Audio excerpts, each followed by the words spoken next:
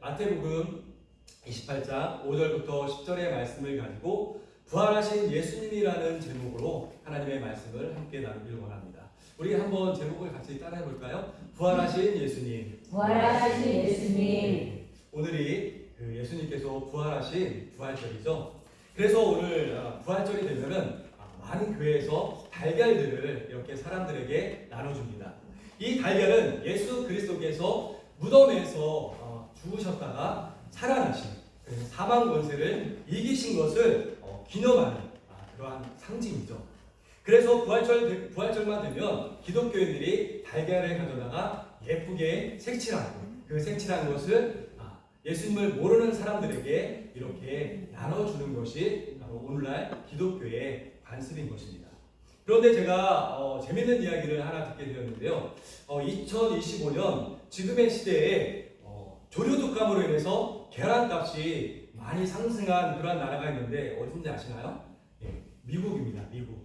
계란값이 엄청나게 많이 상승해서 지금 이 부활절을 맞이해서 미국에 있는 성도들이 이 부활절 달걀을 구입하는데 매우 많은 어려움을 겪고 있다고 합니다.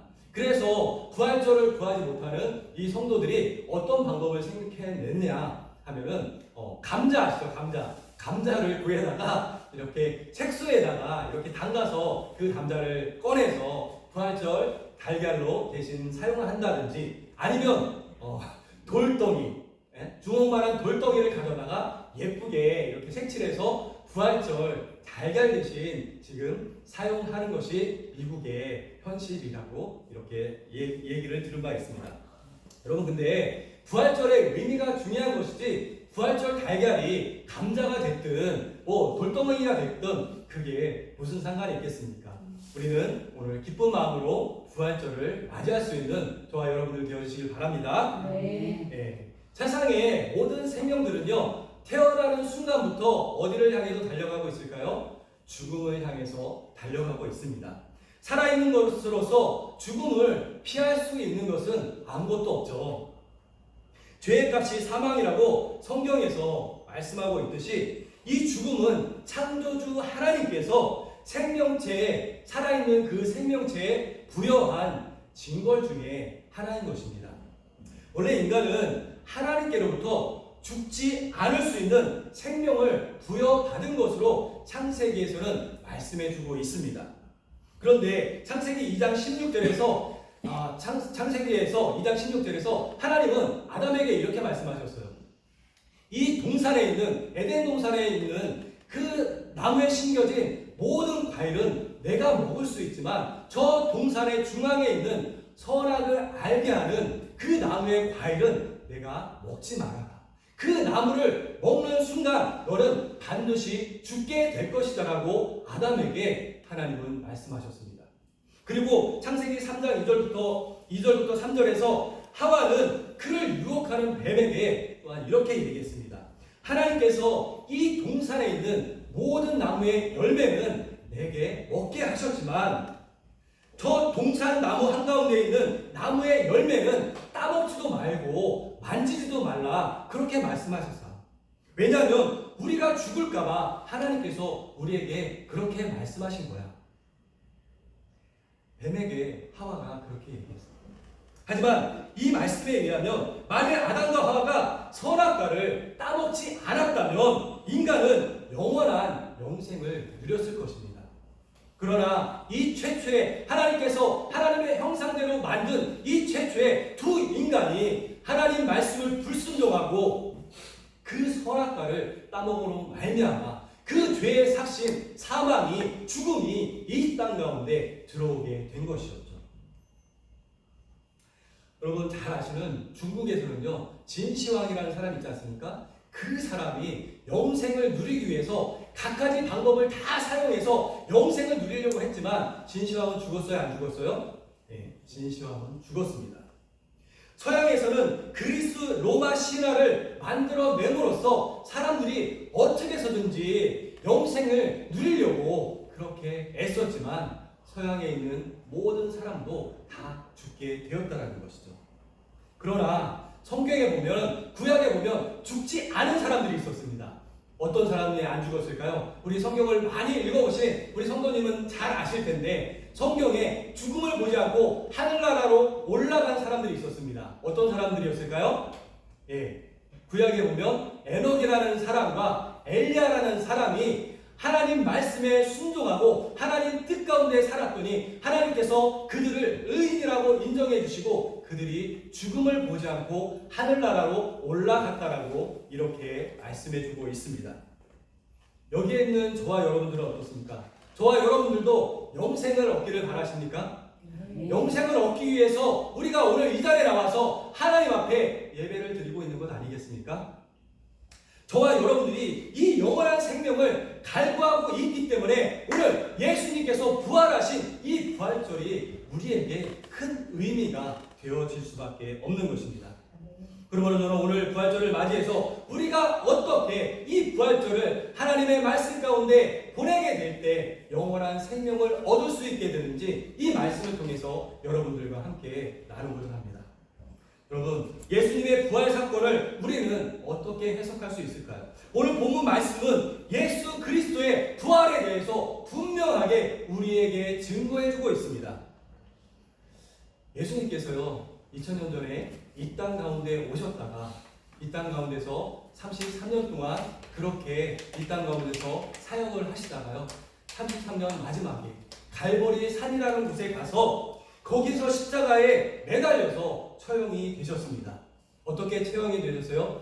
예수님의 그 머리에는 가시가 삐죽하게 나와 있는 그 가시 멸관을 머리에 쓰셨고요. 이 양손과 발에는 우리가 상상할 수 없을 정도로 큰 대못이 이 양손과 양발에 박혀서 그렇게 예수님은 돌아가셨습니다. 심지어 이 옆구리에는 창으로 로마 병사가 찔름으로 인해서 온갖 물과 피를 다 쏟으시고 예수님은 돌아가시게 되었다는 것이죠.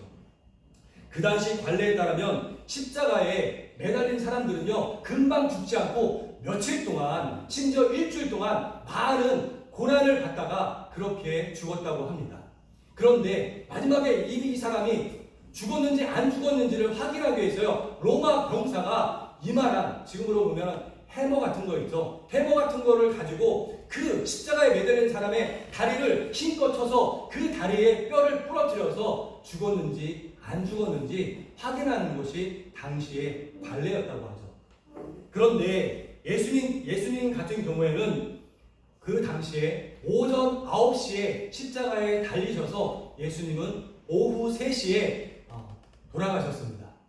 그래서 너무나도 보통 사람 같으면 일주일을 고난을 받다가 그렇게 죽었을 텐데 예수님께서는 너무나도 6시간 만에 돌아가셨기 때문에 로마 병사가 정말로 죽었는지 안 죽었는지 그것을 확인하기 위해서 예수님께 가서 그 옆구리에 창으로 찔름으로 인해서 물과 피를 다 쏟으셨다는 것이죠.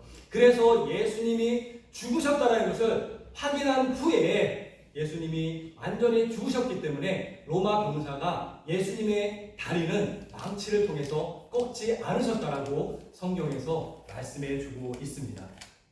예수님이 돌아가신 후 그분은 아리마대 요셉이라는 사람이 자신이 죽으면 묻히려고 사놓았던 그 돌무덤 가운데 예수님을 장사했습니다. 당시에 이스라엘 사람들은요 죽으면 우리처럼 저 땅에 묻히는 것이 아니라 바위를 파서요 그 바위를 파서 거기에다가 사람의 시체를 넣고 장사하는 것이 당시의 관습이었기 때문에 예수님은 그 돌무덤 가운데 들어가서 장사가 되었다는 것이죠. 그런데 예수님의 부활을 걱정한 유대인들에 의해서요 예수님이 부활하면 어떡하지라는 유대인들의 걱정에 의해서 예수님의 그 무덤 앞에는 이렇게 큰 돌을 갖다가 세워놓고 심지어 그 돌을 아무도 못 빠져나오도록 봉인해 버렸습니다. 그리고 근심이 되었던 유대인들이 이 무덤을 봉한 것뿐만 아니라 거기에다가 군사들을 세워서 지키도록 그렇게 만들었습니다. 하지만 오늘 마태복음 본문에서는 무덤을 찾은 여인들에게 천사가 나타나서 뭐라고 얘기했습니까? 예수님께서 이미 부활을 하셨다라고 그렇게 여자에게 이야기하셨다라고 오늘 본문에서 말씀해 주고 있습니다. 그런데 이 여인은 예수님의 부활 소식만 들은 것이 아니라 직접적으로 예수님이 살아나신 것을 그 자리에서 보았다라고 사복음서에서 말씀해 주고 있습니다. 이것이 얼마나 놀라운 소식인지 모릅니다. 유대인들이 굳게 지켰지만 예수님은 부활하셔서 예수님이 누우셨던 그 무덤은 빈 무덤이 되었고, 부활하신 예수님은 여인뿐만 아니라 그 제자들에게 찾아가셔서 내가 살아났다는 것을 친히 보여주셨으며, 심지어 예수님은 제자들이 잡아온 그 물고기를 구워서 함께 나누어 드셨다라고 요한복음에서는 그렇게 기록해 주고 있습니다. 예수님은 사실 십자가에서 의식만 없는 가사 상태에 놓여 있다가 깨어나신 것이 아니었죠. 제자들이 집단 최면에 걸려서 환상 중에 예수님이 다시 살아나신 것으로 착각한 것도 아니었습니다. 오늘 본문 이 말씀에 보면, 성경 곳곳에 보면 예수님께서는 무덤에 누워 계셨다가 하나님의 은혜 가운데, 하나님의 역사 가운데 그 무덤을 박차시고 살아나셨다라고 분명하게 말씀해 주고 있는 것입니다. 이 증언은 3년 동안이나 예수님과 생사고락을 함께 했던 예수님 제자들의 증언이자 예수님을 항상 따라다니면서 예수님의 수종을 들었던 여인들의 생생한 증언이었고요. 그리고 예수님은 이 땅 가운데 부활하셔서 40일 동안이나 이 땅 가운데 계시면서 많은 사람들에게, 500명이나 넘는 사람들에게 자신이 살아나셨다는 것을 친히 보여주셨다는 것이죠. 그러니까 예수님의 이 부활이 거짓말이라고 말할래야 할 수가 없는 그러한 증거를 예수님께서는 많은 사람들에게 친히 보여주신 것입니다. 다시 사신 예수님의 몸은 죽기 전에 썩어질 몸이 아니라 새로운 생명을 담은 새로운 생명체로서 변화된 몸으로서 예수님은 부활하신 것입니다. 그 몸은 영원히 사는 몸이었고 승천하실 수 있는 그러한 몸으로 예수님은 부활하신 거였죠. 이러한 의미에서 예수님의 부활은 역사상 그 유래를 찾을 수 없는 유일한 단 하나의 사건이 되어진 것입니다. 예수님의 부활을 통한 새 생명은 예수님께서 다시 살리신 나사로나 회당장 딸의 생명과는 다른 그러한 의미를 가지고 있습니다. 예수님은 살아생전에 죽은 나사로를 살리셨고요. 회당장 딸인 그 야이로의 딸을 예수님께서 살려주셨는데요. 그 사람들의 다시 산 것은 여러분 예수님이 부활하신 것과는 차원이 다른 그러한 삶이었다는 것이죠. 왜냐하면 그들은 살아났지만 다시 죽어서 썩을 수밖에 없는 그러한 몸으로 부활했습니다. 하지만 예수님의 부활은 어떤 부활이었다고요? 다시 썩을 그러한 부활이 아니라 영원히 썩지 않을 영원한 생명 가운데 예수님은 부활하셨다라고 오늘 본문에서 우리에게 말씀해 주고 있는 것입니다.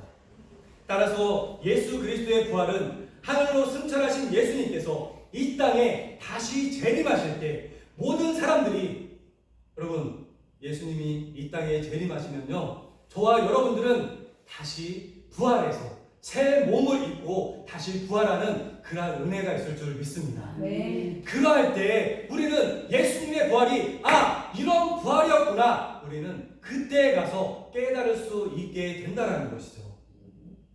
그러므로 우리는 예수님의 부활 사건을 믿음의 관점에서 바라보고 예수님의 부활을 역사적인 사실로 믿고 따를 때 여러분 모두 예수님의 참된 제자로서의 삶을 살아가게 될 줄 믿습니다.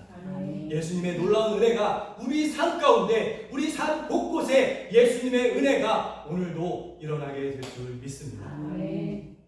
마지막으로 한 발 더 나아가서 예수님의 부활이 우리에게 주는 의미는 무엇일까요? 기독교는요, 죄 없이 고난을 당하고 처형당한 한 의인을 추모하는 무리들이 자의적으로 세운 그러한 종교가 아닙니다. 우리가 그냥 예수님을 존경하니까 우리가 종교를 만들어서 예수님을 추모하자, 그렇게 세워진 종교가 아니라는 것이죠. 예수님의 삶과 교훈들을 기억하고 엮어서 다른 사람들과 후대에 남겨서 교훈하고자 만들어진 그러한 종교가 아닌 것입니다. 기독교는요, 예수님의 부활을 통해서 하나님이 우리에게 어떤 놀라운 역사를, 능력을 행하셨는지 보여주는 것이 바로 기독교임을 여러분들 믿으시기 바랍니다. 예수님의 이 부활 사건으로 십자가 고난의 의미가 밝혀졌는데요. 로마서 3장 25절부터 26절에서는 이렇게 말씀해주고 있습니다. 하나님께서는 그리스도 예수를 세상에 보내어 피를 흘리게 하심으로써 우리를 위한 속죄 제물로 삼으셨습니다. 하나님께서 앞서 지어진 우리의 죄를 벌하지 않은 채로 참으신 것도 이렇게 자신의 의로움을 널리 드러내시기 위해서였습니다. 이렇게 하나님께서 지금 이 시대에 자신의 의로움을 드러내신 것은 자신이 진정 의로운 분이시라는 것과 또 자신의 독생자 예수 그리스도를 믿는 사람들은 누구나 의롭다라고 인정해 주신다라는 사실을 드러내 보여주시기 위해서였습니다. 라고 로마서 3장 25절부터 26절에서는 말씀해 주고 있습니다. 예수님의 부활은 단순한 부활이 아니라 하나님의 신실하심을 우리에게 보여주기 위한 그러한 부활이었다라고 말씀해 주고 있는 것입니다. 하나님은 인간의 행위를, 악한 행위를 참아 주실지는 모르지만요, 선과 악을 동시에 눈감아 주시지 않는다는 사실을 여러분들 반드시 기억하시기 바랍니다.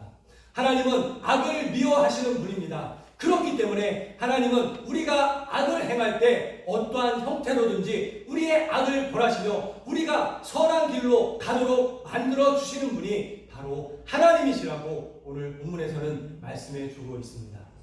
그렇기 때문에 예수님을 믿는 저와 여러분들은 세상을 살아갈 때 악한 길에 서지 않도록 항상 우리 자신을 돌아보며 항상 선한 길을 쫓아서 하나님이 우리에게 이끄시는 그 선한 길을 따라서 살아갈 때 예수 그리스도의 부활이 저와 여러분들의 부활이 되어지고 그 부활 가운데 우리가 승리하는 삶을 살게 될 줄 여러분들 믿으시기 바랍니다. 또 부활은 하나님께서 하나님 되심을 우리에게 알려주는 그러한 사실인 것이죠. 하나님은 우리의 악을 용서하지 않으신다라고 이렇게 말씀하셨습니다. 하나님께서는 악의 행포와 지배를 용서하지 않으시는 그러한 하나님이십니다. 여러분, 예수 그리스도께서는 잠자는 자들의 첫 열매로서 죽음의 결박을 푸시고 영원한 생명의 문을 열어주셨습니다. 그러므로 예수님을 나의 구원자로 믿고 예수님을 따르는 자는 영생을 얻게 될 것입니다. 부활의 새 생명은 지금 바로 이 땅에서 그리스도인의 매일의 삶에서 능력으로 역사해 주고 계십니다. 우리는 예수님의 부활을 힘이 입어서 어두움과 거짓과 두려움을 이기며 승리하는 그러한 삶을 살아야 될 줄 믿습니다. 여러분, 예수님은 바로 저와 여러분들의 죄 때문에 죽임을 당하셨고 우리가 의롭다는 인정을 받게 하시려고 다시 부활하신 것입니다. 여러분, 죄에 대한 그 대가는 죽음이지만 하나님께서 거저주시는 선물은 우리 주 예수 그리스도 안에서 그 부활 가운데서 우리가 얻게 되는 줄 믿습니다. 아직까지 예수님을 나의 구원자로 모시지 않은 그러한 분이 있다면 이 부활절을 맞이해서 예수 그리스도가 우리의 죄를 대신해서 십자가에 못 박혀 죽으셨고 그분이 나를 대신해서 부활하셨으며 내가 그 예수 그리스도를 나의 구주로 모실 때 나도 예수님과 함께 죽어서도 다시 부활할 수 있다는 그러한 믿음을 갖고 살아갈 수 있는 저와 여러분들이 되어주시고 또 예수님을 아직 구주로 믿지 못하신 분이 계시다면 이 자리를 통해서 예수님을 나의 구주로 모셔드릴 수 있는 하나님의 은혜가 저와 여러분들 가운데 이 자리에 계신 모든 이들에게 임하실 수 있기를 주님의 이름으로 간절히 축원을 드립니다. 아멘. 이 시간